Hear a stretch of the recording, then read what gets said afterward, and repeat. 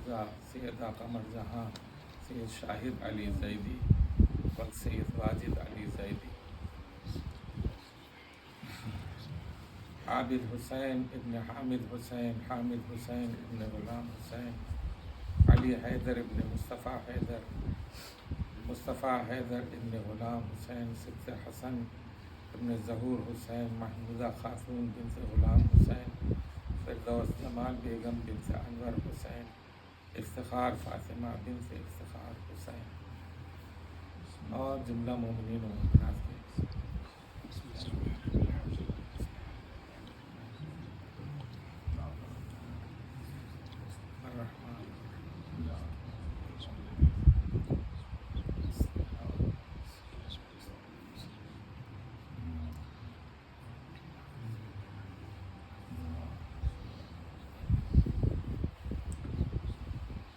لا حول ولا قوة إلا بالله العلي العظيم أعوذ بالله السميع العليم من الشيطان اللعين الرجيم بسم الله الرحمن الرحيم الحمد لله رب العالمين والصلاة والسلام على أشرف الأولين والآخرين سيد المرسلين شفيع المذنبين رحمة للعالمين طه وياسين مولانا وسيدنا أبي القاسم محمد اللهم صل على محمد وآل محمد صلى الله عليه وعلى أهل بيته الطيبين الطاهرين المعصومين المنتجبين الأكرمين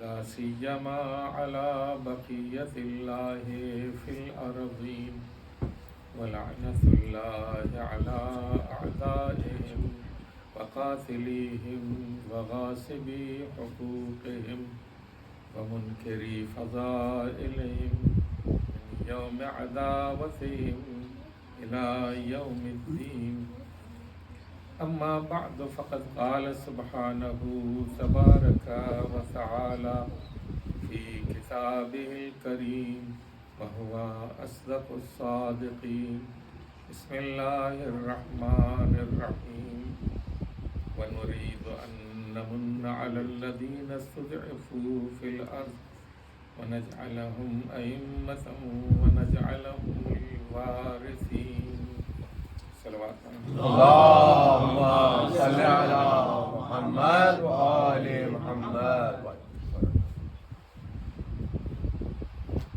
سورہ قصص کی آیت نمبر 5 جس کی تلاوت میں نے کی ہے، اس میں ارشاد ہوتا ہے پروردگار عالم کا وَنُرِيدُ أَن نَّمُنَّ عَلَى الَّذِينَ اسْتُضْعِفُوا فِي الْأَرْضِ، اور ہم نے یہ ارادہ کر لیا ہے ان لوگوں کے لیے کہ جو زمین میں ستائے ہوئے لوگ ہیں کہ ان کی مظلومیت اور ان کے ستائے جانے کے بدلے میں انہیں زمین کا رہبر اور امام بنا اور زمین کا وارث بنائے۔ ہم اسی آیہ کریمہ کے ذیل میں کچھ باتیں آپ کی خدمت میں عرض کرنا چاہتے ہیں۔ اول تو یہ کہ ارادہ پروردگار کتنی اہمیت رکھتا ہے۔ اذا اراد شیئا ان یقول له کن فیکن، اگر پروردگار عالم کسی چیز کا ارادہ کرتا ہے کہ یہ کہے، کہتا نہیں، ارادہ کرتا ہے کہ کہے تو وہ شے وجود میں آ جاتی ہے۔ ارادہ پروردگار اصل حکم پروردگار ہے۔ ہم کسی چیز کی، کسی شخصیت کے سلسلے میں یہ کرتے ہیں کہ وہ فلاں علاقے کا بادشاہ ہے، حاکم ہے، یا فلاں ملک کا حاکم ہے، جب تک وہ حکم نہیں دیتا کوئی چیز عمل میں نہیں آتی، لیکن خدا بند عالم کا ارادہ ہی حکم ہوتا ہے۔ خدا کے لیے حکم دینے کی ضرورت نہیں ہے، اسے ارادہ کرنے کی ضرورت ہے۔ اگر وہ ارادہ کر لیتا ہے، جس چیز کا ارادہ کرتا ہے وہ شے وجود میں آ جاتی ہے۔ ایک جگہ ارشاد ہوتا ہے عبدی اطعنی حتی اجعلک مثلی یا مثلی، اے میرے بندے میری اطاعت کر یہاں تک کہ میں تجھے اپنی مثل بنا لوں یا اپنے جیسا بنا لوں۔ یہ بندوں کے لیے پروردگار عالم کا اہتمام ہے۔ عبدی میرے بندے، اطعنی میری اطاعت کر، یہاں تک کہ اپنی اس اطاعت کے عوض میں تجھے اپنی مثل بنا دوں گا یا اپنی مثال بنا دوں گا۔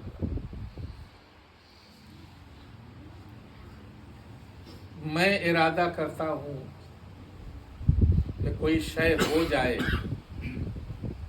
میں تجھے اس منزل کے اوپر لے آؤں گا کہ تو بھی ارادہ کرے گا اور وہ شے وجود میں آ جائے گا۔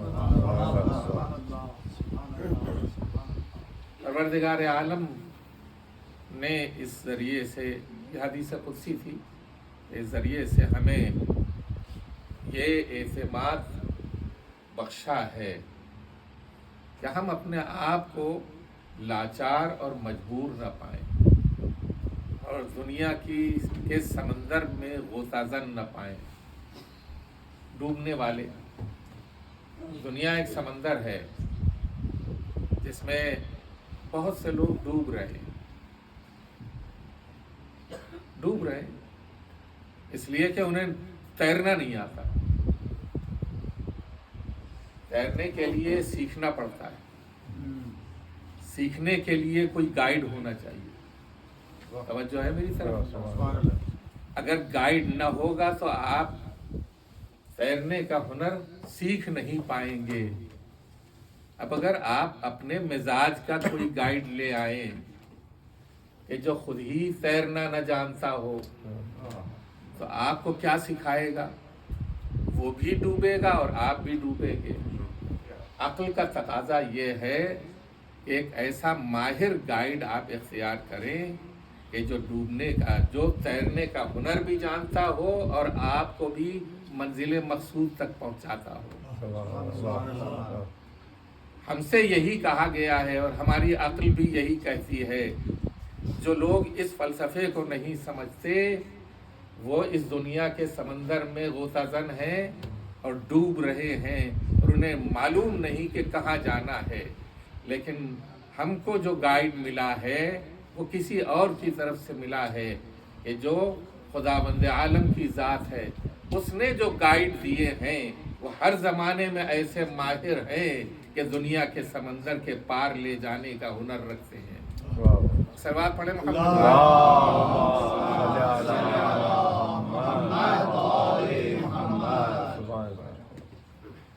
میری تقریر کبھی کبھی جو ہے وہ اس طرح کی ہو جاتی ہے کہ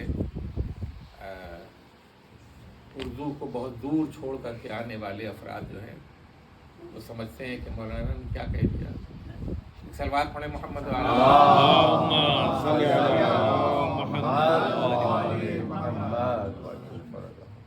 گائیڈ کو ماہر ہونا چاہیے، اگر ماہر ہے تو اس کی مہارت ایسی ہونی چاہیے کہ وہ کوئی بھی خطا نہ کرے۔ اس کی مہارت ایسی ہونی چاہیے کہ اس سے کوئی خطا نہ ہوتی ہو۔ اگر خطا کرے گا تو خود بھی فنا ہو جائے گا اور جسے گائیڈ کر رہا ہے وہ بھی فنا کے گھاٹ اتر جائے گا۔ لیکن اگر وہ کوئی خطا نہ کرے تو اس کی شان کیا ہونی چاہیے؟ اس کی شان یہ ہونی چاہیے کہ وہ معصوم ہو۔ رہے ہیں آپ؟ اس کی شان یہ ہونی چاہیے کہ وہ معصوم ہو، کہ کوئی خطا نہ کرتا ہو۔ جب وہ کوئی خطا نہ کرے گا تو ہر مرحلے میں وہ ہماری رہنمائی کرے گا۔ آ رہی بات سمجھ؟ اسی لیے ہم سے یہ کہا گیا ہے کہ اللہ کے اس ارادے کی پیروی کرو کہ جس ارادے کے تحت ہم کو اس نے معصوم عطا کیے ہیں۔ انما یرید اللہ لیذھب عنکم الرجس اہل البیت ویطہرکم تطہیرا۔ صلی علی محمد و آل محمد۔ یہی ایک دلیل ہے کہ پروردگار عالم نے پہلے انہیں معصوم بنایا، پھر ہمارا رہنما بنایا۔ ایسا نہیں ہے کہ کوئی آدمی جو ہے وہ ہمارا رہنما اس حالت میں بنے کہ وہ پہلے رہنما بننے کے بعد کچھ سیکھے۔ رہنما بننے کے بعد سیکھنا کیا مانی؟ رہنما بننے کے بعد سکھانا ہے، سیکھنا نہیں ہے۔ ارے یہ بات سمجھ؟ اگر رہنما بننے کے بعد سیکھنا ہے تو مجبور ہوگا کسی سے مدد لینے کے اوپر، اور اگر مجبور ہوگا کسی سے مدد لینے کے اوپر تو ہر موقع کے اوپر اسی کے دروازے کے اوپر جائے گا مدد لینے کے لیے، کہ جو عصمت مآب ہو، جو معصوم ہو، جو ماہر ہو، جو جانتا ہو شب و روز کے حالات کو، اور جب وہ اس کے دروازے کے اوپر جائے گا تو عملاً یہ ثابت کرے گا ہم نے زبردستی یہ منصب چھین لیا ہے، اصل حقدار تو یہ تھے۔ صلوات پڑھیں محمد و آل محمد۔ صلی علی محمد و آل محمد۔ ایک مرتبہ اور صلوات پڑھیں اللہم صلی علی محمد و آل محمد۔ ارادہ الہی قوی ہوتا ہے۔ شب و روز میں اختلاف ڈالنا بھی اگر ہو تو ارادہ الہی کے ذریعے ممکن ہے، اور یہ ارادہ الہی ہے کہ ڈوبتا ہوا سورج پلٹ آئے، یہ ارادہ الہی ہے کہ چمکتا ہوا ستارہ زمین کے اوپر آ جائے، یہ ارادہ الہی ہے۔ اشارہ ان کی طرف سے ہے، ارادہ خداوند عالم کی طرف سے ہے۔ تو اب یہ ارادہ الہی ہے۔ جب ارادہ الہی ہے تو اس ارادہ الہی میں جو سب سے اہم مرحلہ ہے وہ یہ ہے کہ انسانیت کو وہ رہبر دیے جائیں کہ جو عصمت مآب ہوں، معصوم ہوں۔ انما یرید اللہ لیذھب عنکم الرجس اہل البیت ویطہرکم تطہیرا۔ اللہم صلی علی محمد و آل محمد۔ بلا شبہ اس کے علاوہ کوئی ارادہ نہیں ہے پروردگار کا کہ اس نے یہ طے کر لیا ہے، ارادہ یہ کر لیا ہے کہ تمہیں صلوات پڑھے محمد و آل اللہم صلی علی محمد و آل محمد۔ ہر رجس و کثافت سے دور رکھے اور ایسا پاک و پاکیزہ بنائے جیسا پاک و پاکیزہ رہنے کا حق ہے۔ یہ چیز جو ہے بلا وجہ ہے، بلا وجہ تو نہیں ہو سکتی۔ ارادہ پروردگار یہ ہے اور یہ چاہتا ہے پروردگار عالم کہ پہلے کچھ شخصیتوں کو ایسی بنا لے کہ جو عام افراد سے کے جیسے تو ہوں فزیکل اعتبار سے، لیکن ان کے جیسے نہ ہوں۔ فزیکل اعتبار سے، جسم کے اعتبار سے ان کے جیسے ہوں، لیکن اصل کے اعتبار سے ان کے جیسے نہ ہوں۔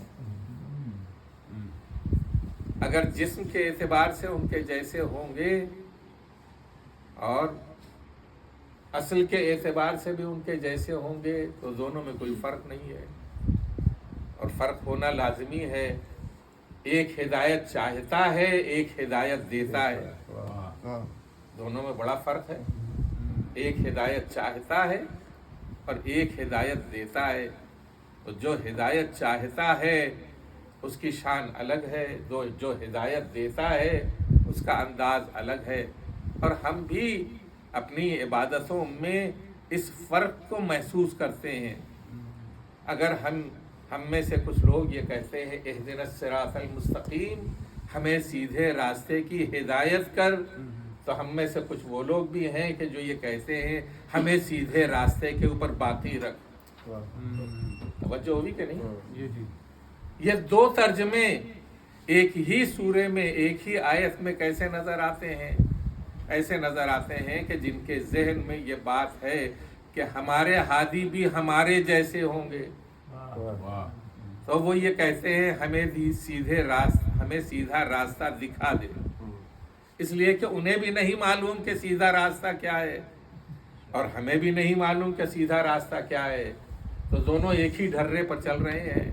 لیکن کچھ ایسے لوگ بھی ہیں کہ جنہیں سیدھا راستہ معلوم ہے، ہم ان سے جڑ گئے ہیں، تو اب یہی کہتے رہتے ہیں کہ ہمیں سیدھے راستے پر باقی رکھ. اور وہ سیدھا راستہ کون ہے؟ وہ صراط مستقیم علی ابن ابی طالب علیہ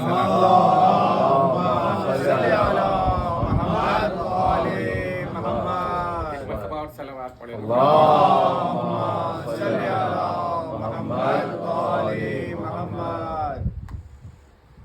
دامن وقت میں گنجائش نہیں رہ گئی ہے کہ کچھ باتیں اور کھول کر کے بیان کی جائیں. عجیب و غریب منزل ہے. کچھ ایسی مخلوق ہے، بلکہ ایک ایسی مخلوق کہ جس نے پروردگار عالم کے سامنے یہ کہہ دیا کہ میں تیرے بندوں کو بہکاؤں گا. نہ صرف یہ کہا کہ اپنے تیرے بندوں کو بہکاؤں گا، بلکہ یہ کہا کہ میں تیرے سیدھے راستے پر جا کے بیٹھ جاؤں گا. میں تیرے سیدھے راستے پر بیٹھ جاؤں گا اور وہاں سے بہکاؤں گا.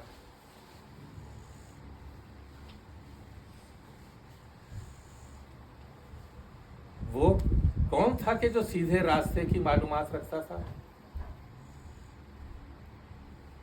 جسے سیدھا راستہ معلوم تھا. صراطک المستقیم، میں بیٹھوں گا تیرے سیدھے راستے پر. اس کے اوپر خاص توجہ کی. ایک ابلیس تھا کہ جسے سیدھا راستہ معلوم تھا، اور وہ یہ دعویٰ کر رہا تھا کہ میں تیرے سیدھے راستے پر، خدا سے کہہ رہا تھا میں تیرے سیدھے راستے پر بیٹھوں گا.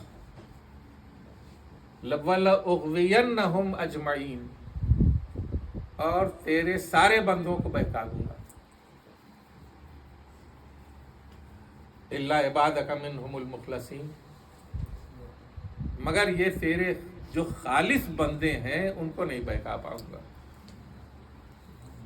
تو اس کے علم میں سیدھا راستہ بھی تھا.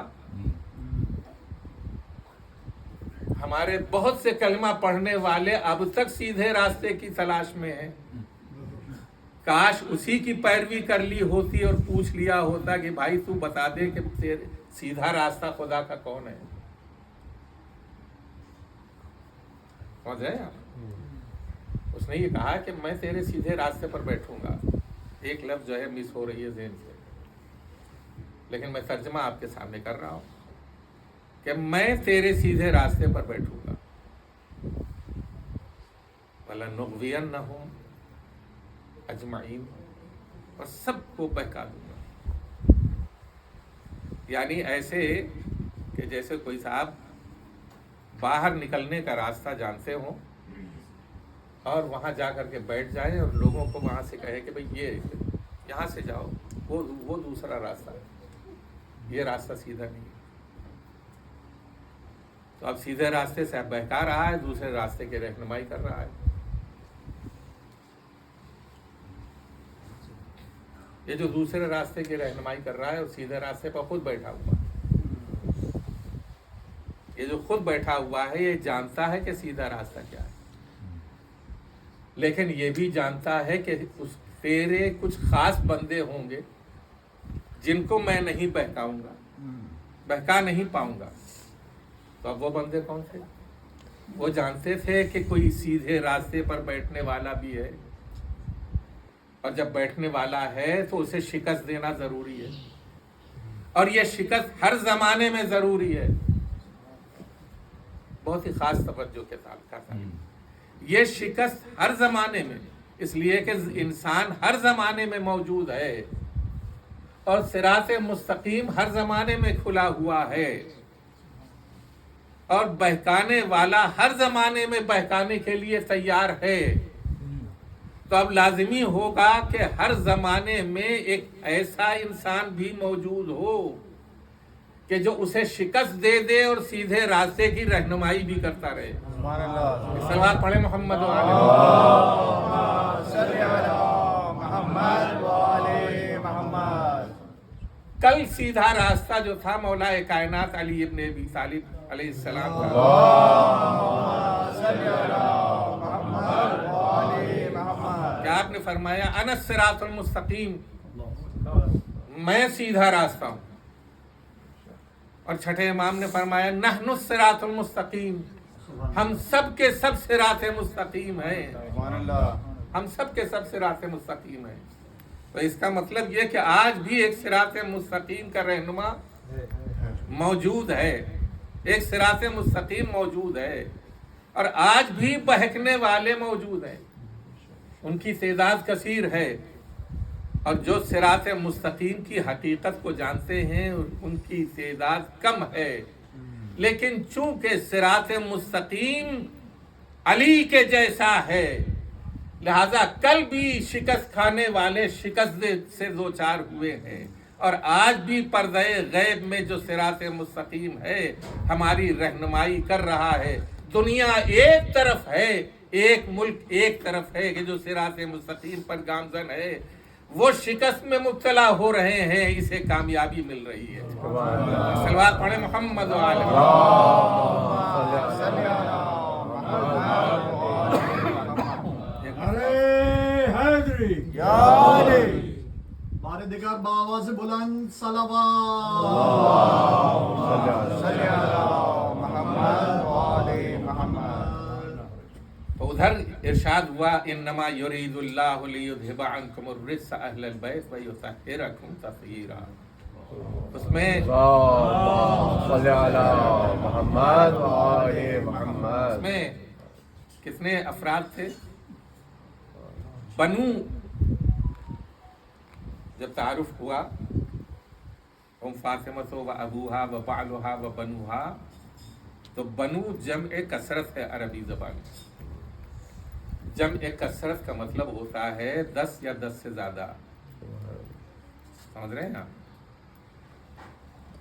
آئے تطہیر کے افراد کا تعارف پنجتن کی شکل میں نہیں کرایا جا رہا ہے، بلکہ افراد کا تعارف ان لوگوں سے بھی کرایا جا رہا ہے جو بظاہر چادر میں نہیں ہیں اور ہیں. بظاہر چادر میں نہیں ہیں لیکن صلب میں موجود ہیں. فاطمہ زہرا کی صلب میں، امام حسین علیہ السلام کی صلب میں موجود ہے. لہذا جمع کثرت کا صیغہ استعمال کیا گیا. ہم فاطمۃ و ابوہا و بعلہا و بنوہا.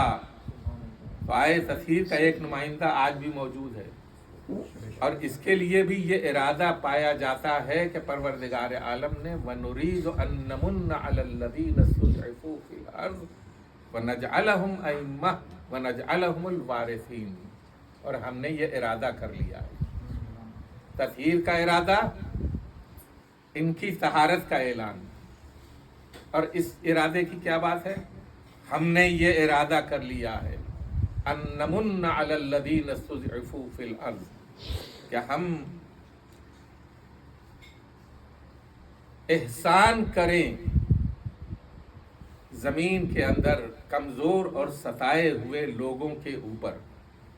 یہ احسان کریں. وَنَجْعَلَهُمْ أَئِمَّةً، انہیں امام بنائے. وَنَجْعَلَهُمُ الْوَارِثِينَ، اور انہیں زمین کا وارث قرار دے. ابھی تک پروردگار عالم نے وراثت زمین کا اعلان نہیں کیا تھا. وراثت زمین، انبیاء گزر گئے، زمین کے وارث نہیں ہوئے. سمجھ رہے ہیں؟ ائمہ معصومین کا ایک سلسلہ گزرا یہ واقعی اعلان کے ساتھ زمین کے وارث نہیں ہے، اگرچہ مالک ہے زمین کے، لیکن جب امام زمانہ کا عہد آنے والا ہے تو اس میں پروردگار عالم نے پہلے ہی سے یہ اعلان کر دیا ہے کہ ہم نے یہ ارادہ کر لیا ہے کہ زمین کے وارث کچھ لوگوں کو بنائیں گے۔ یہ زمین کے وارث کون ہیں؟ اہل بیت علیہ الصلوۃ والسلام۔ یہ زمین کے وارث کون ہیں؟ امام زمانہ عجل اللہ تعالی فرجہ صلی علی محمد و آل محمد۔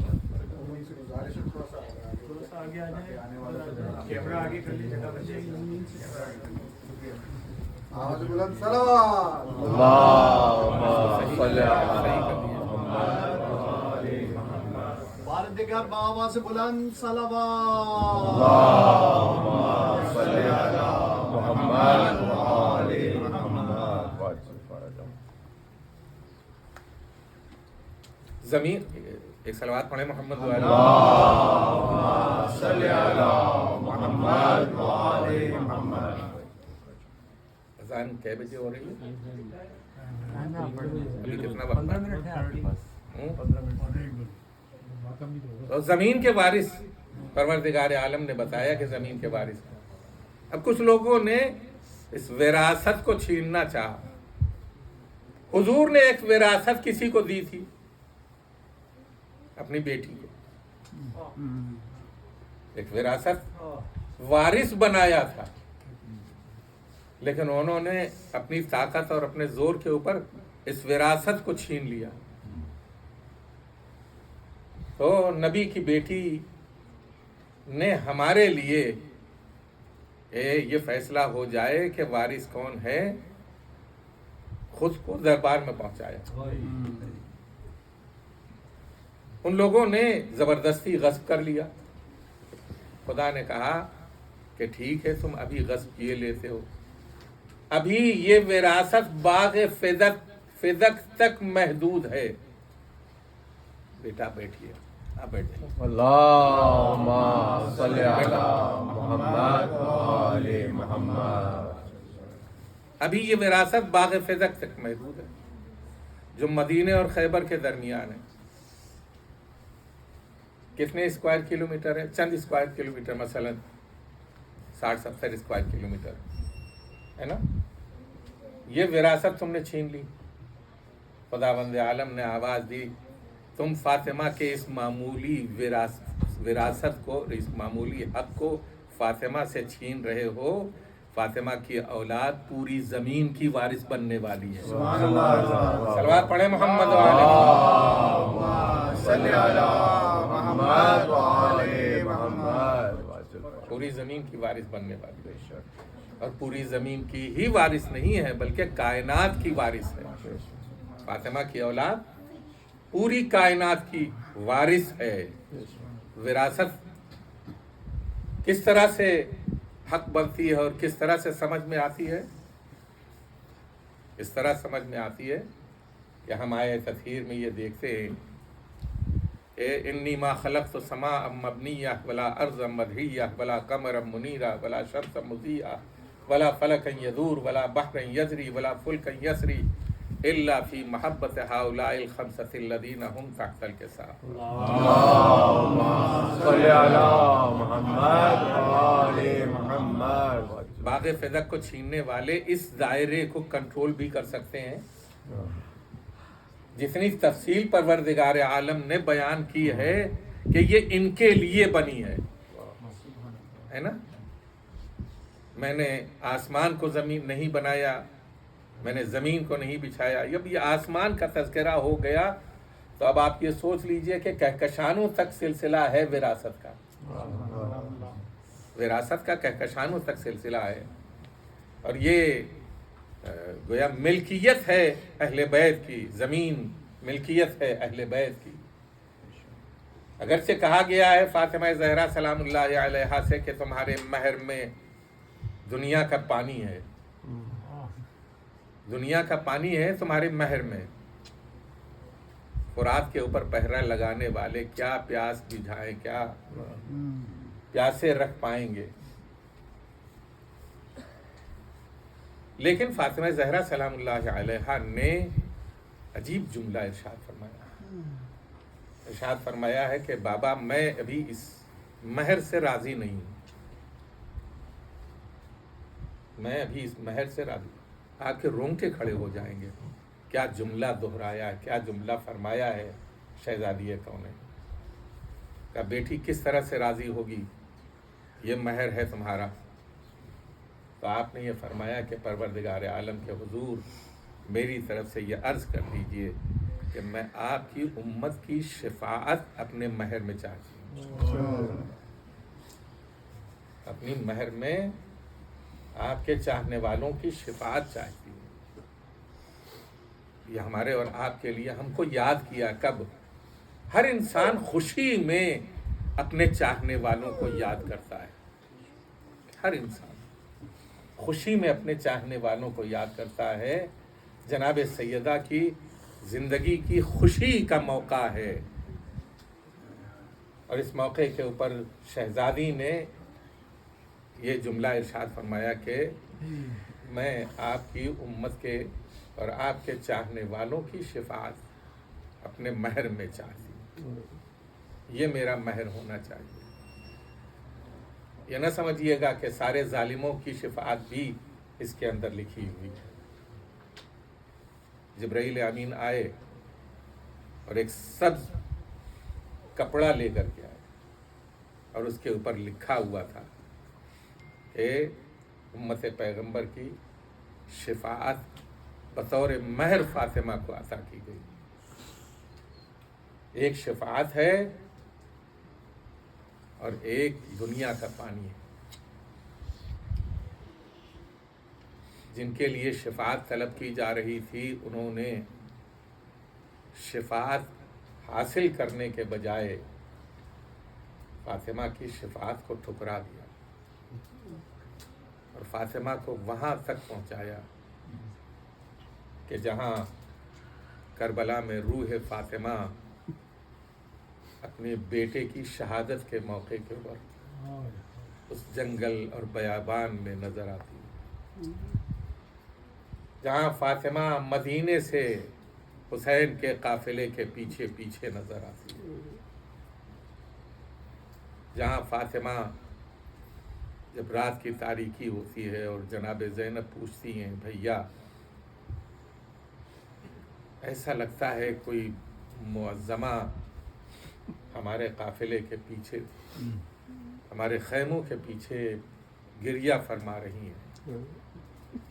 تو آپ فرماتے تھے کہ زینب پہچانا نہیں, یہ ہماری ماں فاطمہ زہرا ہے جو ہمارے قافلے کے پیچھے پیچھے کربلا کی جانب سفر کر رہی ہے. عصر عاشور حسین شمر کے خنجر کے نیچے اور فاطمہ زہرا اور امیر المؤمنین اور محمد مصطفیٰ صلی اللہ علیہ وآلہ وسلم کربلا میں موجود ہیں. کند خنجر کی روانی سوکھے گلے کے اوپر. کبھی کبھی ایسا ہوتا ہے کہ خنجر رک جاتا ہے. لوگ یہ سمجھتے ہیں کہ یہ خنجر جو رکا ہے یہ صرف سوکھے گلے کی وجہ سے رکا ہے. نہیں, خنجر جب چلتا تھا تو فاطمہ اپنا ہاتھ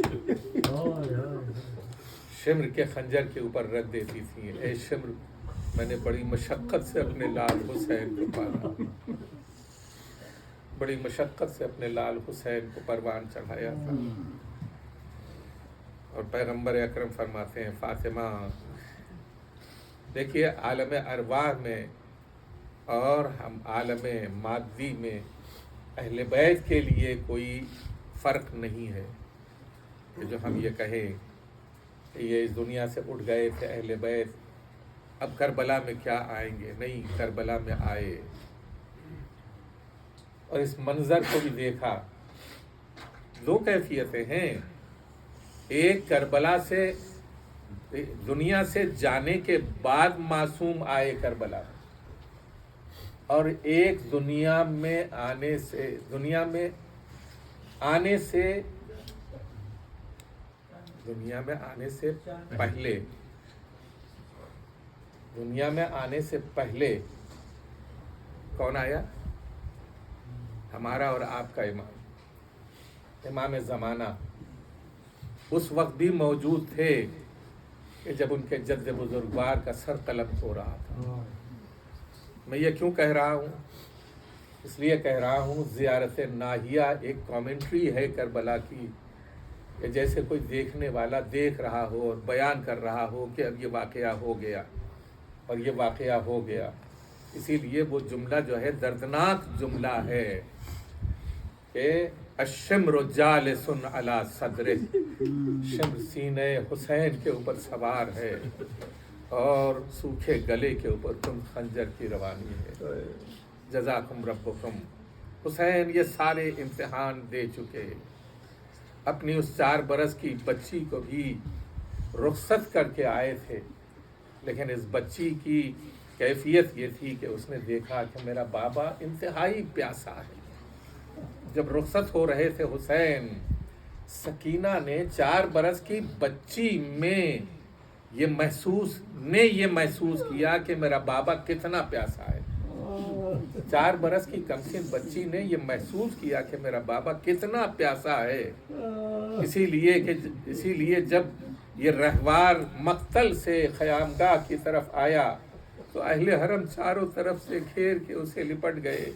کوئی کچھ بیان کر رہا تھا، کوئی کچھ بیان کر رہا تھا، لیکن سکینہ نے ایک سوال کیا، اے میرے بابا کے رہوار، تو مقتل سے آ رہا ہے، اتنا بتا دے کہ وقت ذبح میرے بابا کو پانی ملا یا نہیں، یا پیاسا ہی ذبح کر ڈالا گیا۔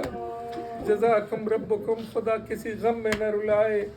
آپ غم حسین میں مجلس برپا کرتے ہیں، آپ کو معلوم ہے کہ روایتوں میں یہ ملتا ہے شہزادی کونین ہر مجلس میں تشریف لاتی ہے، گھروں کی برکت کا ذریعہ اور سبب بنتا ہے، لیکن جو لوگ آتے ہیں تنہا ان میں فاطمہ زہرا سلام اللہ علیہا نہیں ہوتی، بلکہ جناب زینب بھی ہوتی ہیں، جناب رباب بھی ہوتی ہیں، اور حسین کے سینے پر سونے والی سکینہ بھی موجود ہوتی ہے اور کہتی ہے کہ میرے بابا کے چاہنے والوں، جب بھی ٹھنڈا پانی پینا میرے بابا کی پیاس یاد کر لینا۔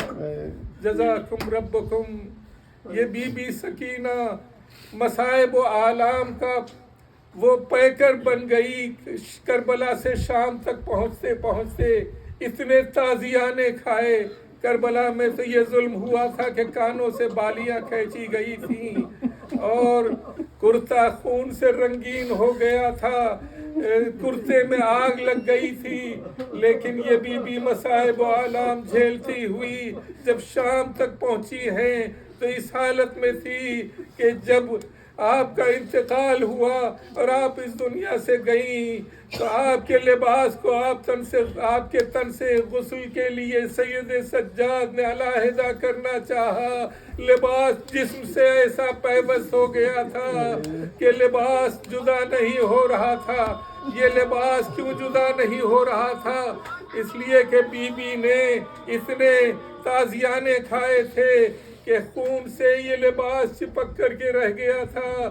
عزیزو، اسی حالت میں جناب سید سجاد نے اپنی بہن کو دفن کیا۔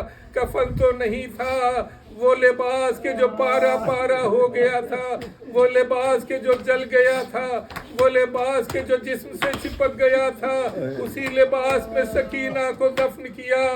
عزیزو، کیسی سخت منزل تھی سید سجاد کی۔ زندان کے کونے میں پہنچے، ہاتھ سے مٹی ہٹائی، ایک قبر چھوٹی سی نمودار ہوئی، چاہتے تھے کہ قبر میں اترے، ایک مرتبہ 2 ہاتھ برآمد ہوئے، آواز آئی، میرے لال، میری امانت میں میری بچی کو میرے حوالے کر دو۔ بابا کی آواز پہچانی سید سجاد نے، آواز دی، بابا میری بہن زخموں سے چور ہے۔ تازیانوں پہ تازیانے کھائے۔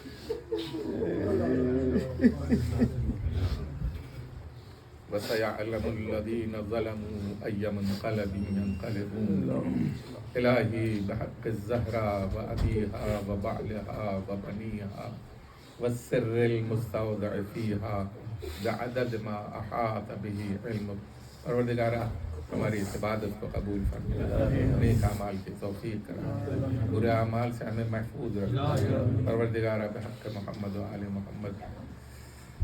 ظالموں کا ظلم انہی کی طرف واپس پلٹا دے، مظلوموں کو کامیابی عطا فرما، علماء اعلام مراجع اعظام اور رہبر انقلاب کو اپنے حفظ و امان میں رکھ، امام زمانہ کے ظہور میں تعجیل فرما اور ہمیں ان کے جانثاروں میں شامل فرما۔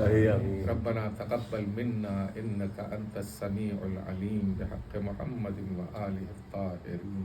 ماتم حسین۔ Ya Hussein, Ya Hussein, Ya Hussein, Ya Hussein, Ya Hussein, Ya Hussein, Ya Hussein, Ya Hussein, Ya Hussein, Ya Hussein, Ya Hussein.